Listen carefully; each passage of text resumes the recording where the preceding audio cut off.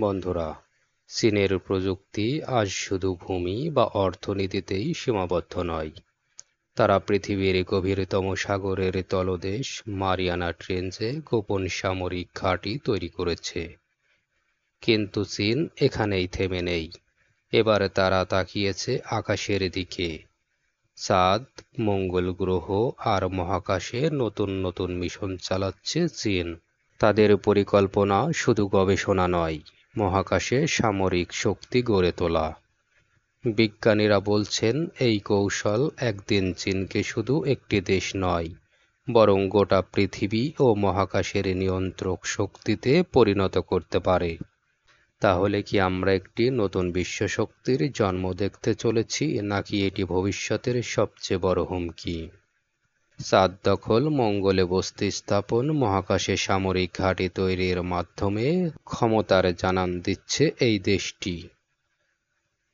কিন্তু এখন প্রশ্ন হলো, চীনের এই অভিযান মানব সভ্যতার জন্য আশীর্বাদ হবে নাকি অভিশাপ? চীনের চাঁদ মিশন শুরু হয়েছিল 2007 সালে। এর নাম দেওয়া হয় সেন্স প্রোগ্রাম। 2019 সালে চীন বিশ্বকে তাক লাগিয়ে দেয় সেন্স-4, প্রথমবারের মতো চাঁদের অদৃশ্য দিক বা ফেয়ার সাইড অব দ্য মুনে অবতরণ করে। এটা ইতিহাসে আগে কোনো দেশ করে দেখাতে পারেনি। 2020 সালে সেন্স-5 মিশন চাঁদ থেকে 2 কেজি মাটি ও পাথরের নমুনা পৃথিবীতে ফিরিয়ে আনে।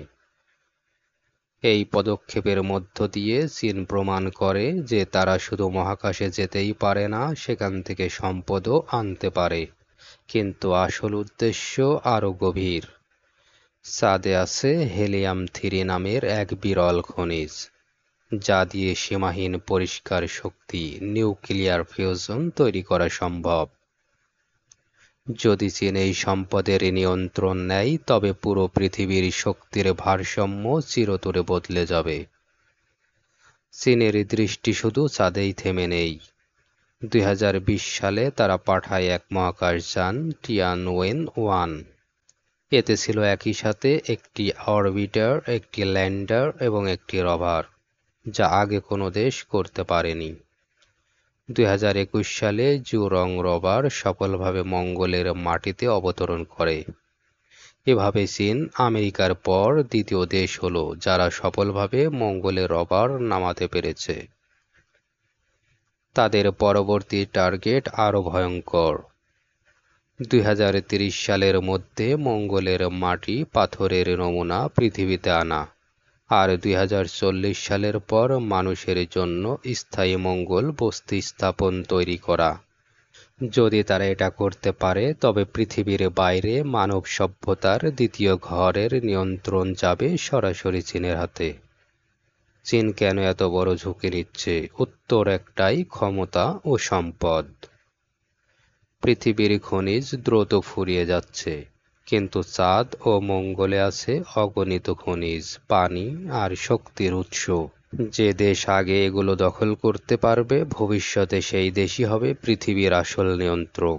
চীন চায় শুধু পৃথিবী নয়, মহাকাশও তাদের আধিপত্যে আসুক। চাঁদে খনিজ, মঙ্গলে বসতি আর মহাকাশে সামরিক ঘাঁটি, এগুলোকে ঘিরেই তাদের আসল পরিকল্পনা। কিন্তু এর পেছনে লুকিয়ে আছে ভয়ঙ্কর সত্য। যদি চীন চাঁদে বা মঙ্গলে সামরিক ঘাঁটি তৈরি করে, তবে ভবিষ্যতের যুদ্ধ শুধু পৃথিবীতে নয়, মহাকাশেও হবে। স্যাটেলাইট ধ্বংস, যোগাযোগ ব্যবস্থা বন্ধ, এমনকি মহাকাশ থেকে অস্ত্র নিক্ষেপ সবই সম্ভব হয়ে উঠবে। একই সময় হয়তো পৃথিবীর প্রতিটি দেশকে চীনের অনুমতি ছাড়া মহাকাশ ব্যবহার করাও অসম্ভব হয়ে যাবে। অর্থাৎ চীনের মহাকাশ অভিযান মানবতার উন্নতির চেয়ে অনেক বেশি হয়ে উঠবে ক্ষমতার খেলা। আজ চীন চাঁদ আর মঙ্গলের পথে, আগামী কয়েক দশকের মধ্যেই তারা হয়তো পৃথিবীর বাইরে নিজেদের সাম্রাজ্য তৈরি করতে চলেছে। প্রশ্ন হচ্ছে, এই অভিযান মানবজাতিকে নতুন সম্ভাবনা দেবে নাকি এক ভয়ঙ্কর ভবিষ্যতের দিকে নিয়ে যাবে, যেখানে মহাকাশও হবে যুদ্ধক্ষেত্র?